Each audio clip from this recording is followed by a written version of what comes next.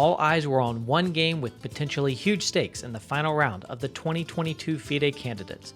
Ding Liren in third place had the white pieces against Hikaru Nakamura, who was in the coveted second place. With reigning World Chess Champion Magnus Carlsen potentially electing not to defend his title, the second place finisher may become a World Championship challenger, taking on the winner of the candidates, Jan Nepomniachtchi.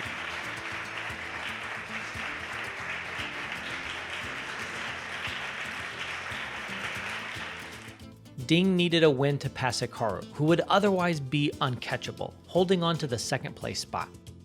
Out of the opening, Hikaru looked to have no issues, and he later lamented not exchanging rooks on d1, draining the position of life when he predicted a draw in 30 minutes. Of course not. But the problem is that I didn't trade the rooks on d1. If I go rook d1, rook d1, rook d8, the game is drawn within like half an hour, and that's it. But the problem is that after h4, h6, rook c1, it still should be fine, but already I was very upset at myself, and then I just played some moves that I think weren't great. It still, I think, was probably okay, but... With rooks still on the board, Ding found the creative rook d to c1, keeping play alive and starting to needle Hikaru's queenside.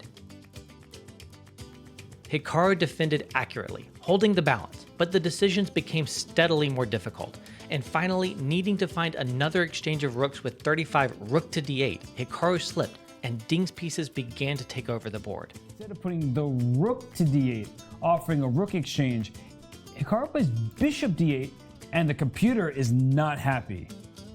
Yeah, right square, but wrong piece. Apparently, bishop d8 is, I think, a pretty clear indication that Hikaru is not comfortable with his position. What is the purpose of that move?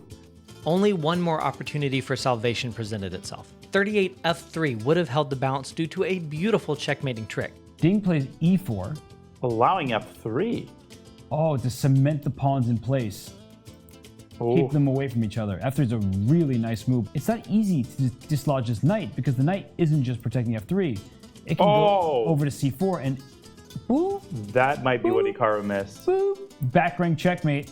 Thank you for this pawn. It's not backing up, and rook c1 would be mate. So the pawn f3 is actually used for attacking purposes. When that opportunity passed by, Ding found the precise finish with 43 bishop to e7. Hikaru fought on for another 15 moves, but with his pawns falling and Ding's pieces running wild, he was forced to resign.